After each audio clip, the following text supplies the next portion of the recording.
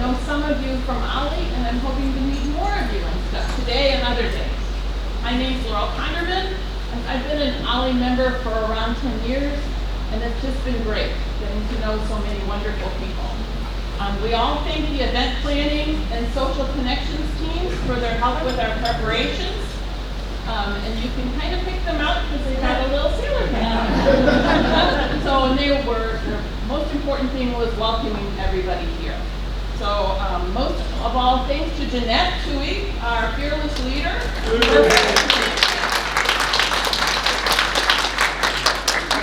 For her continuing support with this event and for all things Ollie.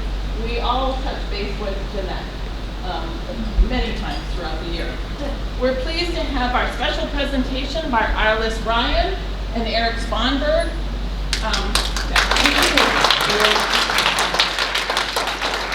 Arliss is a writer, author of several books, and known to me as a volunteer birdwatch leader in St. Johns County Parks.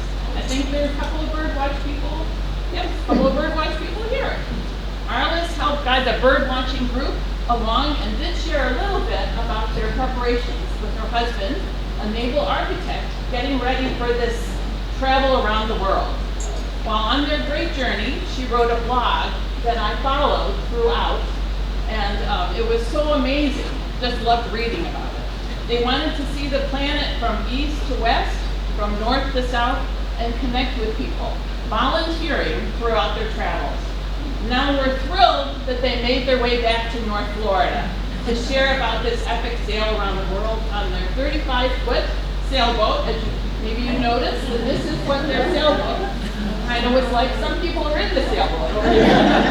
So hoping they will give up. So on their 35-foot sailboat, Corroboree, which I'm not sure how to say it. It could be Corroboree. You said it correctly. Okay, so they give us the correct pronunciation and meaning of that word. So they ask that you hold questions until the end. So their presentation, so we'll have lots of time for questions afterwards as well. And then please be sure to turn off your cell phone. Join me in welcoming Arliss Ryan and Eric Sponberg. And before we start, we just want to say we weren't familiar with Ollie before Laurel contacted us about doing this presentation. What an amazing organization. And I think you already know this, but Laurel and Jeanette were just fabulous to work with. From the start of setting this up, they were on top of every detail. And now we see the work the rest of the Ollie volunteers have done to put this together. This is just amazing. Thank you so much, Laurel, Jeanette, and all the event team. Thank you. Well, thank you, ladies and gentlemen, for coming to our presentation today, which is Around the World in 80 Minutes on Corroboree. We have 80 minutes to get about 30,000 miles around the planet, so let's get started. Arliss is a writer. I am a naval architect. I designed Corroboree for an American couple living in Michigan who were on their way to Australia to live for a while.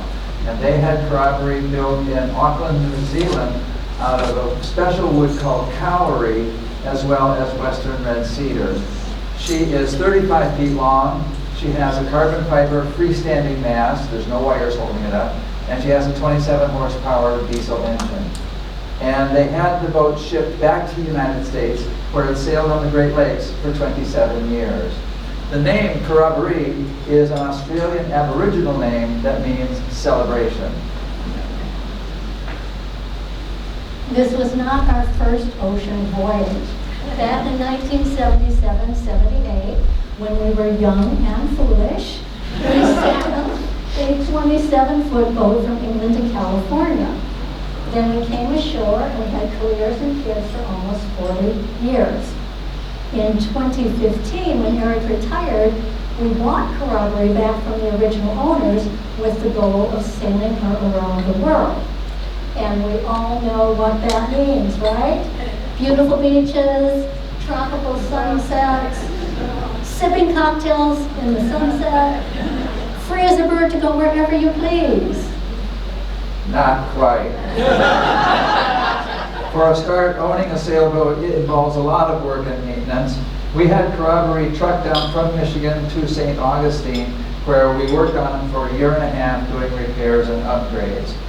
Since ocean sailing is especially hard on a boat, things always need maintaining, and you spend a lot of money with getting the boat fixed up, maintained, and making sure it runs properly along the way. Sails and lines get worn and torn, and equipment constantly breaks. But pretty soon, Corroboree was all finished. She was spiffy all on the inside and outside, and we were ready to leave and sail around the world. And now you are free as a bird to go wherever you please, right? No. First and foremost, there are global wind and weather patterns that determine which direction you can sail at which times of year. The trade winds, for example, can blow at 25 to 30 knots for thousands of miles, and a sailboat simply can't go against them. You want those winds behind you, pushing you along. There are also areas of the ocean where the winds are light or non-existent, and you may have to turn on your engine to get anywhere at all. Then, there are also hurricane and cyclone zones, and you definitely want to avoid those at certain seasons of the year. Another factor is global current patterns. They're not necessarily as strong as the winds. They run maybe 1 to 2 knots, but you don't want to go against them. You want to go with them, with the flow, even with local tides. So sailors spend a lot of time planning and strategizing how they're going to get from one point to another. And it takes a lot of work just to make sure that you follow the weather and the currents. Now, there are some areas of the world which are particularly unsafe due to political corruption, crime, and pirate attacks, and things like that. Actually, pirate attacks are very rare on sailboats. They don't happen very often at all, and they tend to collect in certain areas of the world. If you know of a place that is dangerous at all, you just simply don't go there. And now that we've dashed some of those romantic images about sailing around the world, let's get on to the fun and adventure of it. So we sold our house, our cars, and practically all our belongings, and we set sail from St. Augustine in January 2017. This map is going to show you an overview of our route, and this is the way most sailors go in the circumnavigation, because that's the way the wind and the currents go.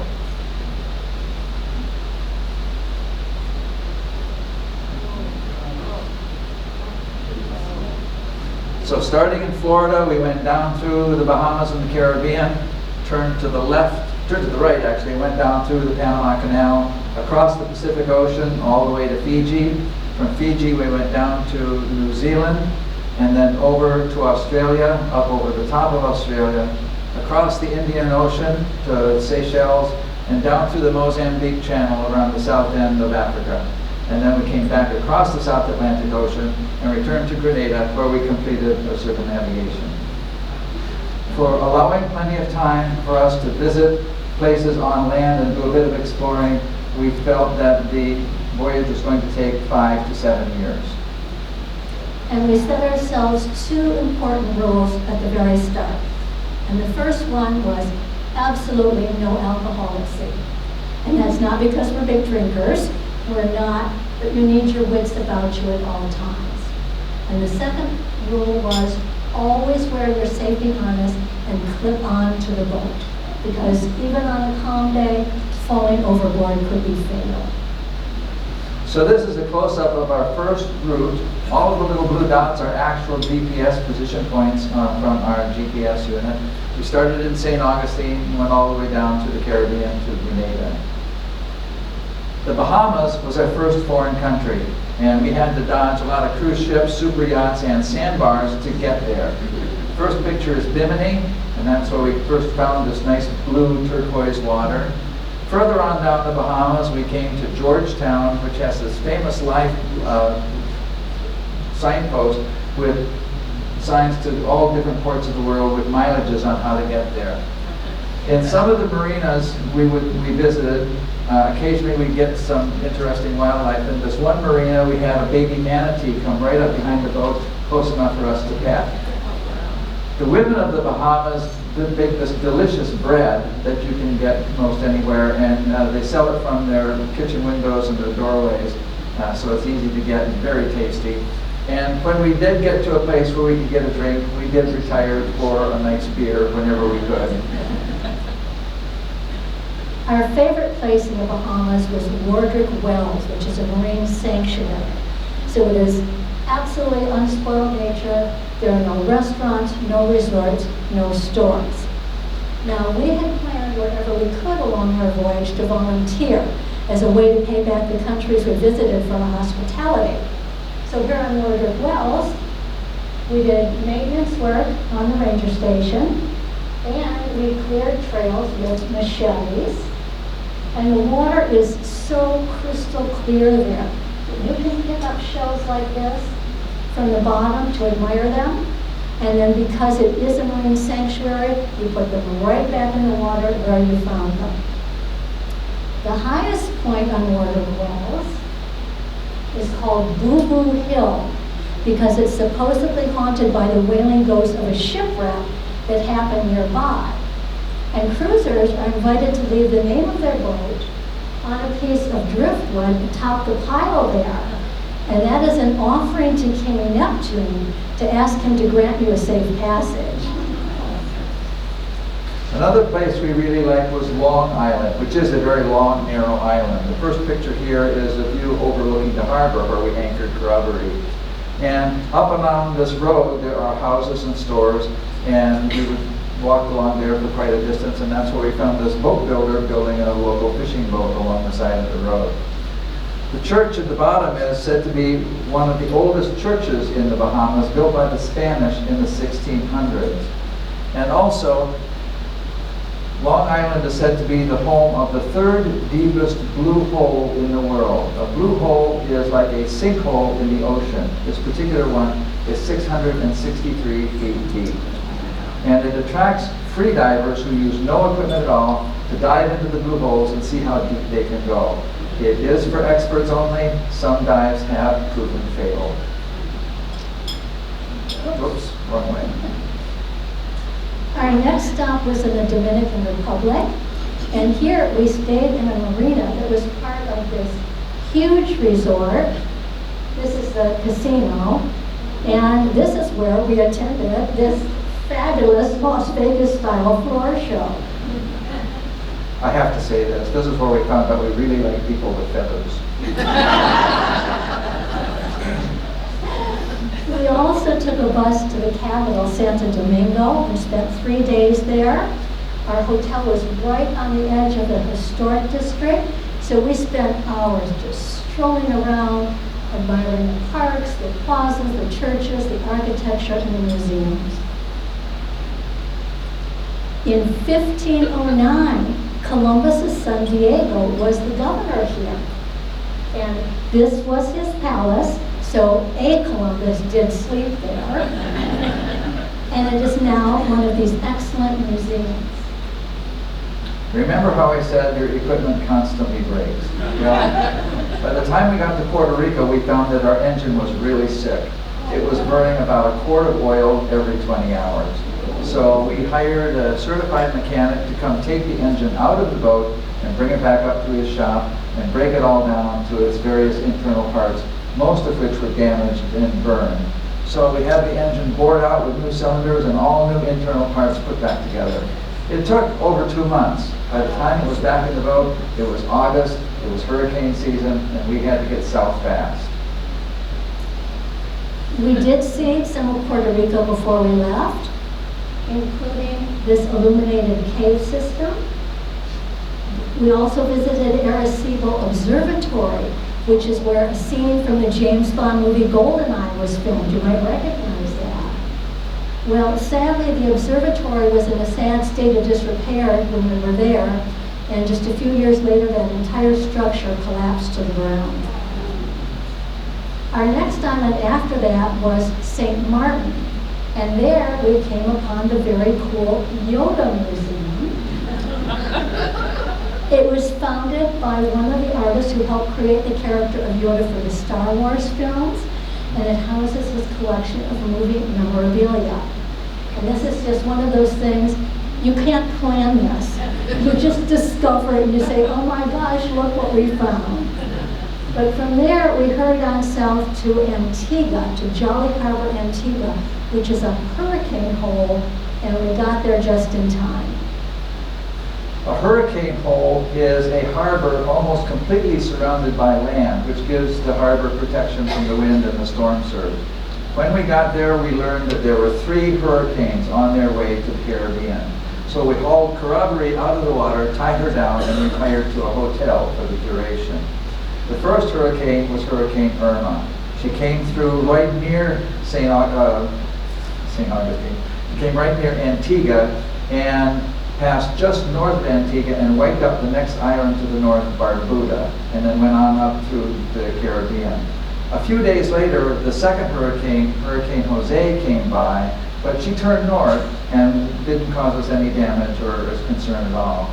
But then on the 14th day after our arrival, Hurricane Maria came through, and she went by the islands just south of Antigua, did a lot of damage there, and then she went up north. She did incredible amounts of damage in the British and U.S. Virgin Islands and Puerto Rico. In all, over 3,000 people died, and tens of thousands were made homeless. We were quite fortunate that Antigua was spared. From Antigua, we sped on south to Grenada, and on the way, we spotted our first whale, a humpback. We saw more whales later in the South Pacific, and it's always a thrill, but you don't want them to get too close. Some of them are bigger than Corroboree, and they could have smashed in her hull without meaning to. There is still a little bit of whaling practice in the very southern end of the Caribbean, and you can see in this picture taken on the island of Beckley how a pair of whale bones form the archway to this restaurant. We saw flying fish everywhere, and having the dolphins come play and leap around your hull just never gets old. We finally got to St. George's, Grenada. This is the main harbor, and Grenada is just south of the known hurricane zone. Once we got there, it started raining a lot, and that put a bit of a damper on our boat repairs and our sightseeing. However, we eventually did get to the center of the island to a chocolate plantation where we learned how to make chocolate.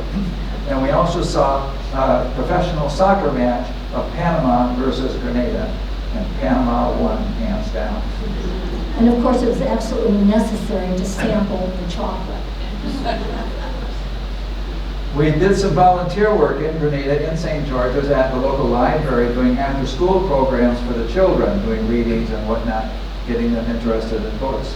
And we also did art projects with them. The librarian here is Tyler. She was great and a very wonderful person to work with. And the art projects were glue and glitter everywhere. The kids cleaned it up afterwards. Our next leg was from Grenada to Panama, with stops at Bonaire, Curacao, Santa Marta, Colombia, and Panama City, Colón, on the Caribbean side of Panama. So Bonaire and Curacao are Dutch islands. Bonaire is flat and very dry, and it's very popular with snorkelers and divers because there's just an abundance of colorful fish in the reef. It's also home to a big sea salt factory. And this pile of white that you see up along the shore, that's salt that's been harvested from the lagoon. Now, you're probably aware of the role that black slavery played in the Caribbean during colonial times, especially on the sugar plantations. Well, on Bonaire, the Dutch colonists used black slave labor to run the sea salt industry. These tiny concrete huts are where the slaves slept at night after working all day in the brutal heat. And there is a museum in Bonaire dedicated to the slave story. Curacao is bigger, greener, and hillier than Bonaire. And Willemstad is the capital city. It straddles the harbor either side. It's noted for its colorful painted colonial architecture. And there are lots of nice stores and restaurants and shops along inside town. And it has this unique swing bridge that swings across the harbor to connect the city on both sides of the harbor. Now, the gaily painted houses we saw undergoing a restoration. This is like a before and after picture that we saw on one of our walks through town. And if you're going to Curacao, you should sample that famous blue Curacao liqueur. It is actually made out of orange peels, and they dye it blue to make it look exotic. Our next stop was Colombia. And the usual reaction to Colombia is, oh no, you'll be kidnapped and murdered by the drug cartels. But the cruisers we met in the Caribbean who had already been there said, no way. Colombia is amazing. Go and stay at the marina in Santa Marta, and you will be perfectly safe. And this is where we should mention that there's a whole cruisers network. And your best information for where to go, how to do things there, is the cruising boat next to you, because they will have the most up-to-date information, and everybody is good about sharing that. Well, Colombia does brim with history, nature, music, and art. And we did a long walk up through the rainforest to catch some experience inside all these trees and leaves. We also did a trip up to a little mountain town called Minca, which was quite interesting, and there we learned even more about making chocolate.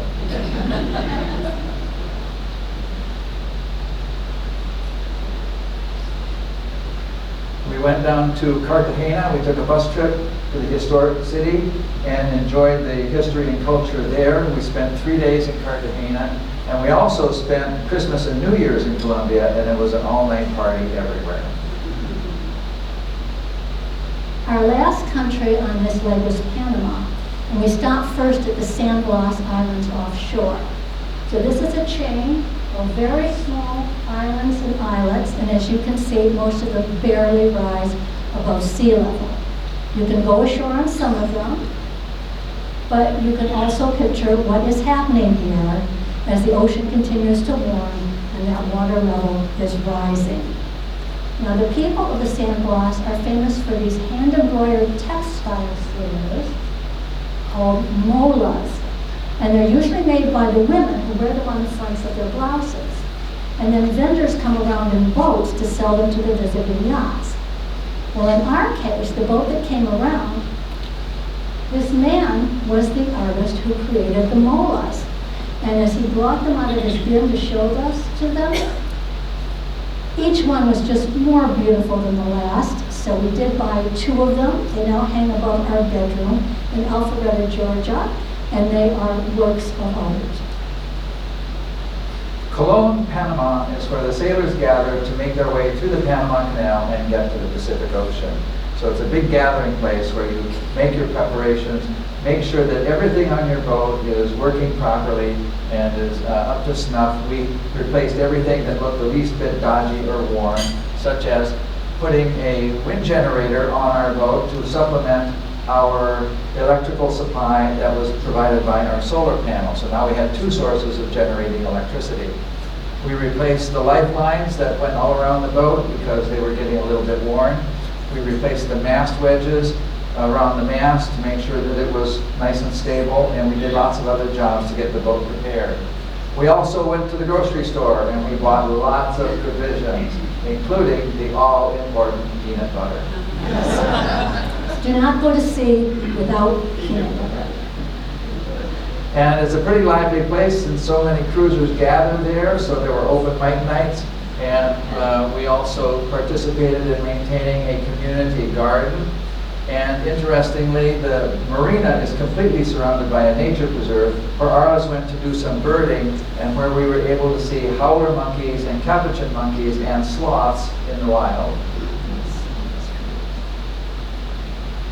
This is the route through the Panama Canal, one of the engineering marvels of the world. It's often assumed that the canal runs east to west, but as you can see, it's actually northwest to southeast.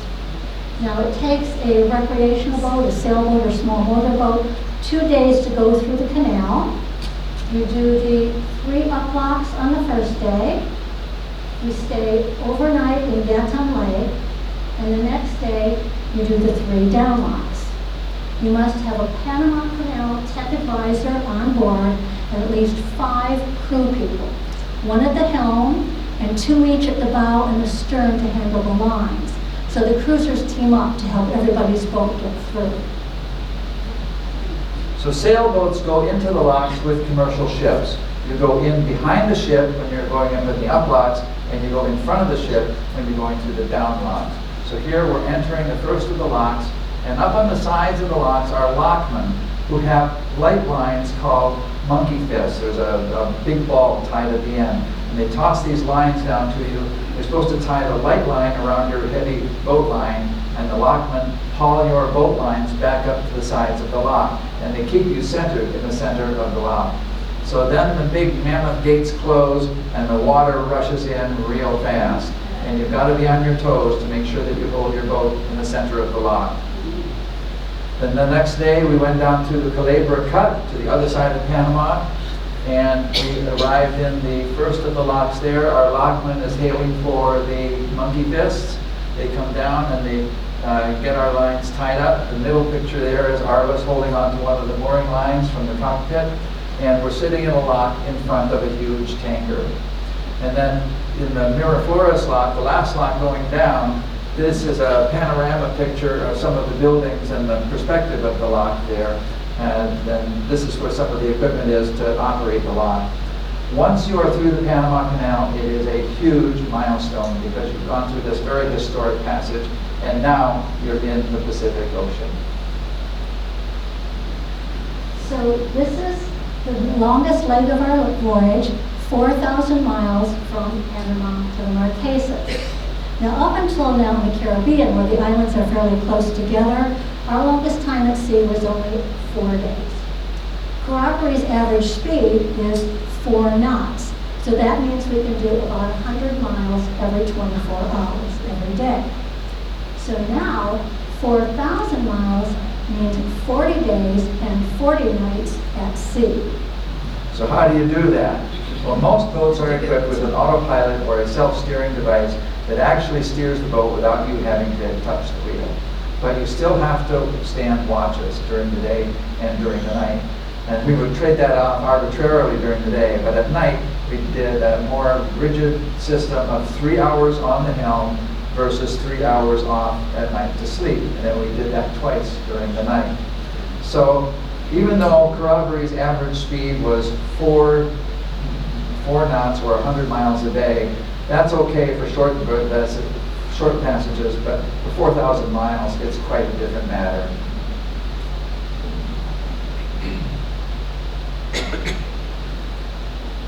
And how do you navigate across an ocean? Well, back in 1977-78, when we sailed from England to California, we did celestial navigation. That's all there was then. And so we took sun sights with a sextant to determine our latitude and longitude. Then we plotted our position and our course lines on paper charts with a pencil. Well, now that has drastically changed. When we got close to shore, we were able to tune into radio beacons on shore. We had a handheld radio direction finder that we could hone in on those beacons. But today, GPS is available on your navigation app and with navigation apps on your laptop or tablet. And it will tell you instantaneously, within a few feet, where you are anywhere on the planet. So they're easy to use. On the chart, you can tap the chart to create a waypoint. Then you can connect the waypoints together to create a route, and then you can follow your route across the ocean. So there are other apps and devices that are used for other equipment, like AIS, which is the Automated Information System that you can use to keep track of ships. And then there are weather apps so that you can get daily weather reports. And then we also had a satellite phone, which was good for voice, text, and email. And because GPS makes circumnavigation so easy, navigation anywhere is so easy, more people are circumnavigating every year. But for us, doing celestial navigation on that first voyage gave us a really special appreciation for those early explorers. They sailed totally unknown seas and created the very first charts.